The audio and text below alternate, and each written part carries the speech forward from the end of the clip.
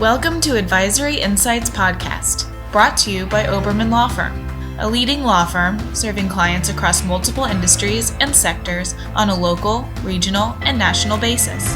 And now, here's your host, Stuart Oberman.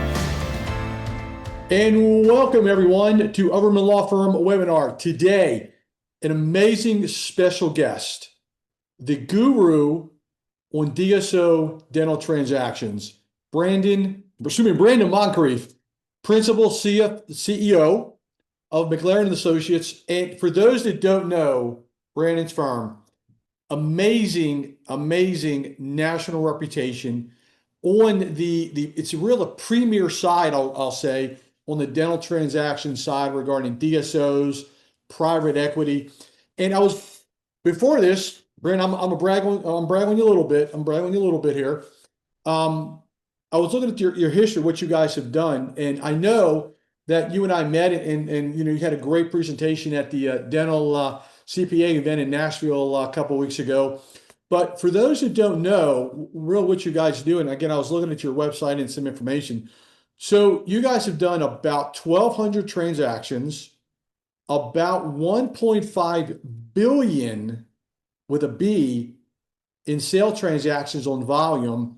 And as far as the group goes for you guys, you got about over 100 years of collective experience in the dental side.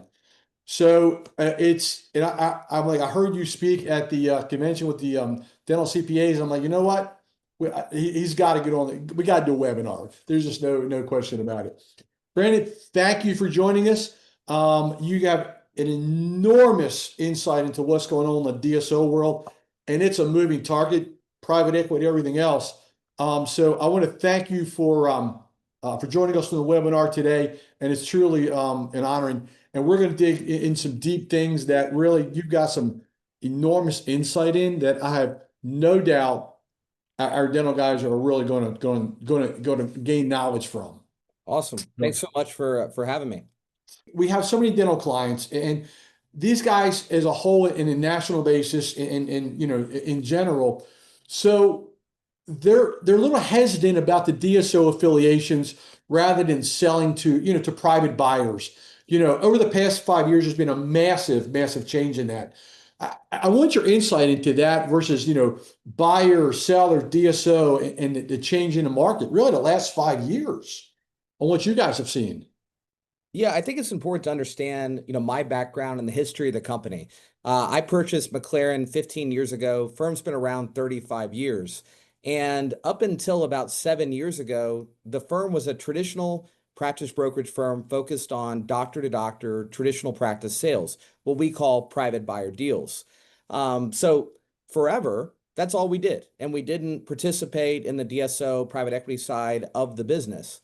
We're based in Texas. I live in Austin. That's where HQ is, but we have offices all over the country. And we were kind of on the forefront of this wave of consolidation. We started watching some of the premier practice owners in our backyard choose to partner with a DSO rather than sell to a private buyer. And we started calling on these doctors post-close, interviewing them regarding, why did you go down the DSO path? Why did you choose to forego selling to a private buyer and partner with private equity instead? And what we found is they were wildly uneducated about really being prudent on how they made the decision to go down that path, and then how their practice was valued and the deal structure they agreed to. And we realized, all right, we're doing the marketplace a disservice by not playing in this sandbox. We need to get educated, build out a team, build out a process to provide sell-side advisory for these more premier practice owners that are going to choose to go down the DSO path for one reason or the other. So we really did it out of necessity to make sure that we could put all legitimate options in front of our clients. And we didn't bring up the DSO option for a long time because I was fearful that, it was kind of a 4-letter word that our clients would run us out of their office. Yeah.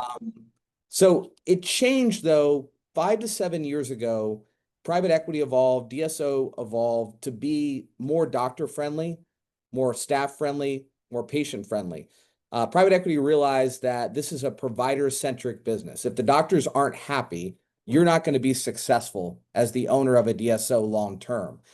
So they developed different models where they allowed the doctors to participate in the financial investment alongside them and reap the rewards at recap, assuming that the DSO is successful in monetizing the business at recap. And they also changed how they operate practices.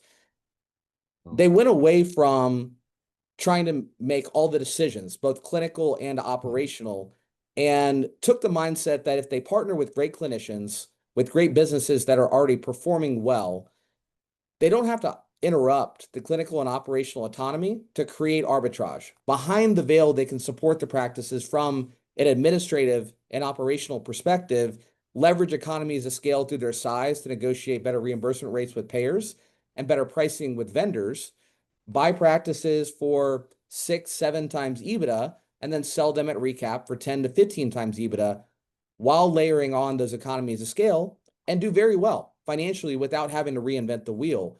So for that reason, I think it became a lot more acceptable transition option. Private equity has always liked dentistry and really fell in love with dentistry coming out of COVID. Dentistry had proven to be recession proof time and time again, but then proved to be pandemic proof. Dentistry arguably recovered faster than any other healthcare vertical coming out of COVID. So for that reason, it was a great fit for private equity, given that consumer demand is relatively inelastic, irregardless of what's going on with the macroeconomic environment. And it's an industry that's very fragmented that can benefit from leveraging economies of scale. Most practice owners are going to hit a ceiling from a business acumen and growth standpoint that private equity can help unlock. That's what they're designed to do is to grow businesses and increase their profitability. So dentistry is kind of a perfect fit for the private equity investment thesis, and combine that with the fact that there's been this big move towards group practice. 10, 15, 20 years ago, I've been around quite a while now. You'd be hard pressed to find a practice that had, 4 or 5 doctors working under the same roof with $5 million in top line revenue. Those were unicorns. And now they're kind of the norm. I think that's the future of dentistry, is larger group practices to leverage scale to increase profitability and provide, the consumer with a one-stop shop, if you will, where they can get all the dentistry they need under one roof. So you have private equity that just absolutely fell in love with dentistry in combination with kind of changing their approach to how they operate these businesses and kind of protecting the culture and legacy of the business, allowing for pure clinical autonomy with a lot of operational autonomy, in combination with dentists building larger multi-doc, multi-million-dollar practices that have substantial EBITDA that private equity want to invest in. So I'd say about 7 years ago, that's when, all of those market conditions coalesced and caused the consolidation to heat up rapidly. You've put out some great information, and especially also in the Nashville event when you spoke with the CPAs.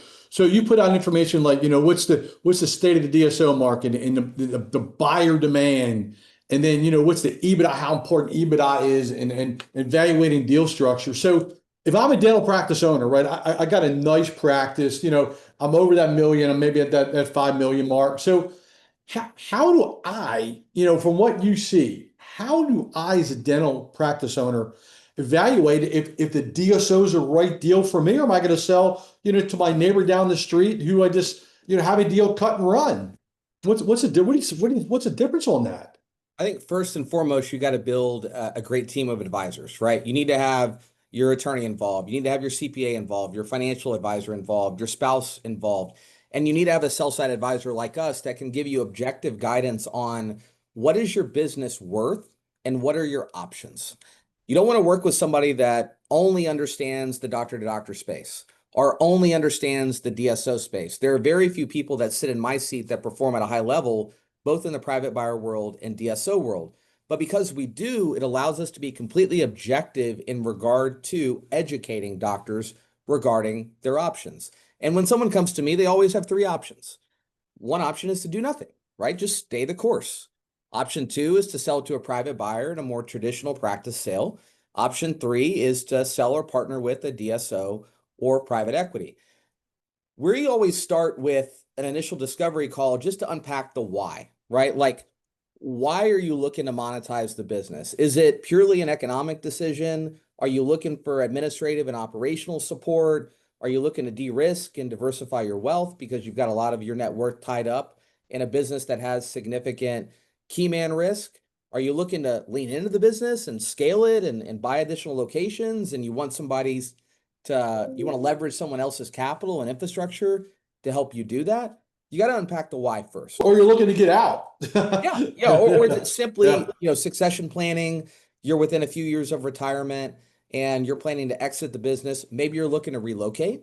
Because I think the younger generation of dentists is far more transient than the previous Yeah. generation. Used to you plant a flag, you're going to be there for 40 years, you're going to sell Yeah. 6 months before you want to retire, you're going to cash out and Buy stay the building and you're all sunset. done, and here we go. Yeah, Yeah. now, the younger generation, they move a lot. I'm in Texas, which has become a very transient state. I'm in Austin in particular. A lot of young doctors have moved here, started practices, acquired practices, then for one reason or the other, they want to relocate, in 3 to 5 years to maybe move back home or explore a new geography. So you got Well, to you got the river and the restaurants down there. yeah, so it's a good place to be, and it's been boomtown USA for the past decade, but for one reason or the other, a lot of people they move around a lot more than they used to. So you got to take the why into consideration first, and assuming the why makes sense, to lean in and quantify options, then we move on to doing evaluation. And typically what we're doing is evaluation through the lens of both a private buyer and a DSO to quantify what is the business worth in each of those arenas, because that perspective is wildly different. So Private really two separate worlds, isn't it? Very two separate worlds. We never market a practice to private buyers and DSOs simultaneously because they're two very, very different options. And typically the practice is going to fetch a very different economic value, dependent upon a number of factors. In the private buyer world, practices are typically valued through the lens of a percentage of revenue, 70 to 90% of annual revenue, or a multiple of net cash flow, 2 to 2.5 times net cash flow. Whereas in the DSO world, they don't really care about revenue. They care about profit. They care about EBITDA, and practices are valued at a multiple of EBITDA. So we've got to take a holistic approach to looking at the why, and then looking at economically, what are the options available? And then timing, is now the time to pull the trigger? Is the macroeconomic environment favorable if you're looking to go the DSO route? And is now the right time to monetize your business dependent upon your why and your runway to exit? If you're 40 years old and you're not fed up with managing your business and you plan to be in that practice for the next 20 years, might not make sense to look at going down the DSO path. Might be prudent to wait 5 or 10 years before you look to monetize the business. But if you're 60 years old and you want to exit the business within the next 5 years and you've got $4 million in top line revenue and $1 million in EBITDA, it's going to make a hell of a lot of sense to lean in and take a hard look at going the DSO route. The other thing that comes into play is just the size of the business, right? In the private buyer world, once you cross about 1.5 million in revenue, demand starts to wane. It starts to decrease because there's only so many private buyers that have the skill set, the competence, and the capital to buy a practice of that caliber. So once you hit that mark at 1.5 or maybe even a little higher, Maybe even 2. Do lenders get a little squeamish at that mark where you have no choice? You've been so successful, you have to go the DSO route. It's a great question. So prior to purchasing McLaren, I was a dental lender for a decade. Lend money to dentists all across the country to buy and start practices. That's my background. That's where I got started in the dental industry. And yeah, once the loan amount gets to about 1.5 million, lenders start to get a little skittish. And there's been very few banks figure out how to bridge that gap. How to lend private buyers above $2 million to buy a practice. So for that reason, the banks start to back away a little bit. And then private buyers get a little nervous too. I mean, you can imagine If you've got a Right. doctor that's got $400,000 in student loan debt, and now they're looking at the barrel of borrowing another $2 million. That's just undergrad. That's just undergrad. Yeah, Yeah. right. Yeah, we've seen some couples with over $1 million in student loan debt, which is scary. And then the thought of borrowing another couple $1 million to buy a practice is super intimidating. Now, I would argue that if you have that amount of student loan debt and you want to have a nice lifestyle, you need to buy a larger practice and borrow more money to dig yourself out of that hole. But I can also understand how that's super intimidating. So the private buyer pool starts to shrink as you cross about $1.5 million in revenue, and valuation starts to pull back as well. So let's just take a practice with $2 million in top line revenue. If you look to sell to a private buyer on a good day, you're talking 1.5 to 1.8 million valuation, and might be hard to find a private buyer that can qualify for a practice of that caliber. Whereas in the DSO world, let's say that practice has $500,000 in EBITDA, it may value out at 3.5 million, 7x EBITDA multiple, double what it would trade for in the private buyer world. Now, private buyer deal is going to be a lot more simplistic, right? Typically 100% cash and close, minimal work back requirement. DSO deal is going to have a lot more structure to it, 60% cash at close and a 5-year post-close commitment and an equity component that has risk, but also has, a wealth creation opportunity to it. So is 5 years almost the norm? That we're seeing that, but that's almost the norm nowadays, isn't it? So I would say this changed about 3 years ago. DSOs used to require 3 years, maybe 4 years, but it came with really strict guardrails. You had to work a certain number of days a week and produce at a certain clip in order for you to fulfill your post-close employment agreement. About 3 years ago, DSOs got wise to the fact that this is a provider-centric business, it's a founder-centric business, and they wanted to lock in the doctors for longer. So they moved towards a 5-year post-close commitment. However, it comes with a lot more autonomy than the previous commitment. You can work as typically as much or as little as you want chairside. As long as you maintain revenue and EBITDA, they don't care who's doing the dentistry.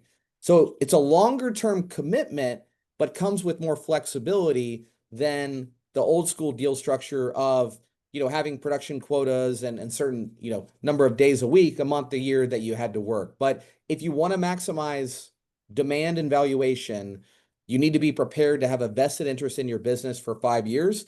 And I think that's where a lot of doctors go wrong that try to do this on their own. They have a conversation with a DSO and they're like, yeah, I want to be done in 2 years.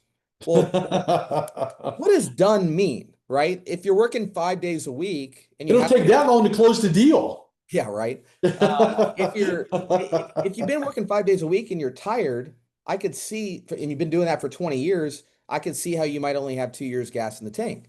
But if I could get you $5 million more for your practice, would you be willing to stay on full time for 2 years and then maybe,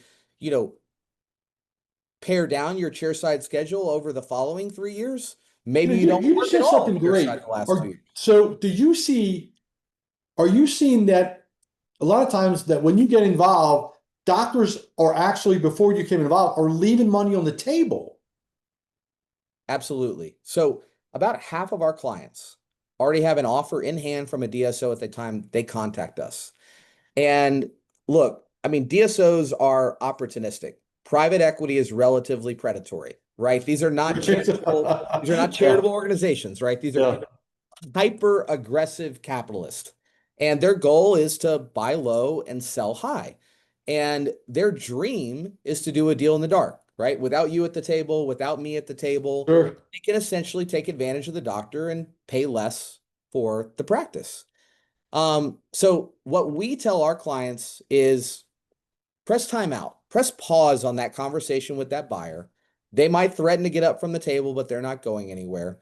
Let us do an independent, objective EBITDA analysis. And what we often find, and this is the number one way that DSOs are predatory when the doctor doesn't have proper representation, is they convince them that their EBITDA is substantially lower than it actually is. So we may see a client come to us and say, hey, I've got an offer of $3.5 million from a DSO. That's a 7x EBITDA multiple on EBITDA of 500,000. And I'm like, well, Who did the EBITDA calculation? Oh, the buyer did. Press pause on that conversation. Let me do the EBITDA calculation. We have a CPA on staff. We have financial analysts on staff. We have a very sophisticated back office. We do about 350 to 400 valuations every year. So we do the valuation and we figure out that EBITDA is not 500,000, EBITDA is 700,000. And that 7x multiple is actually a 5x multiple, way below market. So at that point in time, we tell the client, hey, if you want to go down the DSO path, we need to create a competitive environment. We need to control the narrative regarding EBITDA, essentially create a bidding war for your practice. And we'll give the DSO that you're already talking to a seat at the table, but we need to entertain offers from others. Does it drive you crazy when you already get a signed LOI before they even talk to you? Yeah, at that point, there's nothing you can do. Yeah. Right? You got to wait for the exclusivity provision to burn off before we can even have a productive conversation about taking the business to market. Never sign an LOI until you consult your attorney, until you consult a sell-side advisor, because the likelihood is if you're responding to an unsolicited offer, you are leaving money on the table. But creating a competitive environment isn't just key to maximizing valuation. It's also key to finding the right fit. You need optionality to know, you need to date around before you get married. And they're not all Hopefully. hopefully. They're not all created equal. And just because that DSO is a good fit for your colleague doesn't mean it's necessarily a good fit for you, because the why is different from client to client. If I take 10 practices to market tomorrow, they might sell to 8 different buyers because my client has a different why, and because different buyers are more aggressive or less aggressive depending upon the characteristics of that particular practice. So offers can vary sometimes from buyer to buyer by millions on the same asset. So in that situation where we now have pegged EBITDA at 700,000, although the DSO they were already talking to said 500,000, when we take it back to market, we also give that DSO that was already at the table an opportunity to rethink what they offered on the practice. About 25 to 30% of the time, the practice ends up selling to that same DSO, but for 20 to 30% more than that unsolicited offer. I have clients that could tell that story time and time again. I actually had one client, he had an offer at 6 million unsolicited. He was about to sign it. His attorneys told him to contact us. We told him we thought we could get him 9 million for the practice. It ultimately sold for 10 million. So unsolicited offer 6 million. We inked an LOI and closed it at 10 million. It sold to the same buyer that made the unsolicited offer at 6 million. 2 weeks before close, the client called and said, hey, I kind of have this unsettling feeling in my stomach. You know, these guys tried to screw me and I'm about to. I'm like, look, you do the same thing if you were in their shoes, right? Business is business, right? It's nothing personal. Yeah, it's capitalism. And he said, well, I want to make a point. I want 100,000 more. I want it to be 10.1 million. So I feel good. 4 million wasn't enough. I want 100,000 more. That was an awkward call. We had explained to the DSO why we were asking for 100 grand more, but they did it. So matter of principle. Yeah, he got it. 4.1 You know, million. we see a lot on this end, but you know, when you get these deals, you know, what are some of the biggest mistakes, common mistakes that these dentists will make, and that really affects the value on these practices, when you're navigating the DSO process? So first and foremost, like, get educated early and often. I would love to start every conversation 2 years prior to taking the practice to market. Like, let's do evaluation early to identify what is your EBITDA and what are the selling points of the practice and what are the weak spots, and how do we shore up those weak spots leading up to actually taking the business to market? How do we shore up that narrative? Whether it's taking a 1 doctor practice and cutting down on the key man risk by adding associate before we go to market, whether it's cleaning up the financials and making sure that EBITDA is transparent and we don't have a lot of personal and discretionary things that are being run through the That never happens. Yeah, right. I've seen some wild stuff that dentists write off through their business. And look, we get it, right? We own our companies. The name of the game is to pay as little in taxes as possible. But the longer the story in regards to explaining the financials to the buyer, the less confidence they're going to have, right? Yeah, a little nervous. Yep. Yeah, and it gives them ammunition to negotiate EBITDA. And we already talked about controlling EBITDA being the number one way that you're gonna, make sure you maximize value. Reporting all cash collections. We see a lot of doctors not reporting cash collections to the IRS, and that's pure EBITDA.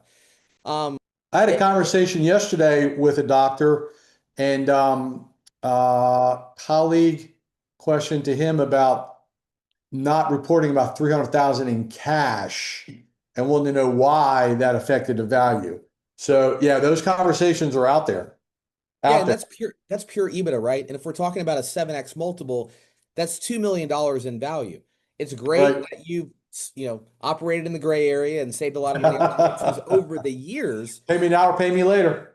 But in the 2 years approaching a sale, start reporting all of that money to the IRS so that we can capture Yeah. that EBITDA and get credit for it when we go to monetize the business. So, that's just a small subset of the things that people need to pay attention to, as they look to monetize the business. But we love doing valuations early and coaching clients on what levers to pull to reverse engineer whatever outcome they want to achieve when it's time to sell the business. So you got to prepare early, get educated, get evaluation a couple years in advance of going to market.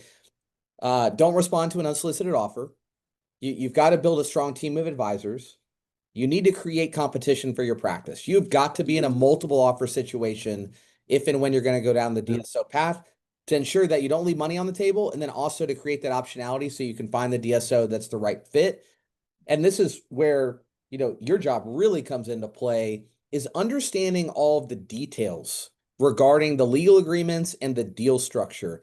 I would argue that fit and deal structure are as important or more important than the initial valuation.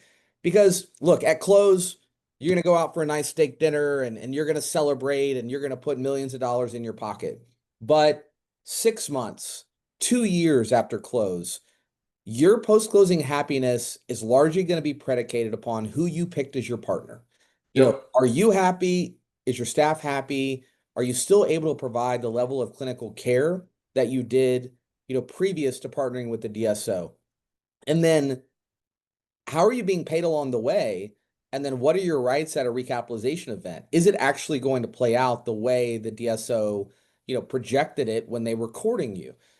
Those things are Do you know critically important. which ones that are puffing the recap at this point? Oh, I mean, Like, all of them are going to show you that their yeah. equity, Yeah. that they're going to hit 3 recaps over the next 15 years and generate a 15x return on equity. Well, look, I mean, I'd sell my business tomorrow if I was guaranteed a 15x return on the equity roll. The reality is that the results are going to vary, right? There are going to be some DSOs that are wildly successful that get an above market outcome. There are going to be some that fail and go to zero, and everybody else is going to be somewhere in between. We never want clients making a decision predicated upon multiple recaps. Typically, we'll model out. We do a lot of financial modeling with our clients, both pre-market and then once we get live offers. We typically model out one recap in 5 years at a modest return of 2 to 3 times invested capital. Do not make a decision off a 5x return on invested Yeah. capital. Do That's not make great a advice. decision off of multiple recaps. But all the DSOs, as they're courting you, will give you some pretty wild projections about, how your 2 million top line rev practice is worth 50 million over the next 10 or 15 years. Yeah. I went in on that deal. I went on that one. Yeah, right. If it actually played out that way, I'd be a hell of a lot busier. So would you. I don't, Brandon, I mean, great information. And I just, like I say, when I saw you, speak at the Nashville event on the CPAs, I'm like, this is great information. Anything else you want to add? I mean, I'm making notes. I'm like, holy cow, this is great information. Anything else you want to add to the conversation? I mean, just an amazing explanation of this process. Oh, thank you so much for having me. I obviously love this topic, very passionate about it. I think the point I'd like to make is back in 21 and 22, when the market was super frothy, when buyer demand was through the roof, when valuations were at their pinnacle, when money was cheap and it was Yeah. loose, doctors could stumble over a really good deal on their own. But the market has changed substantially.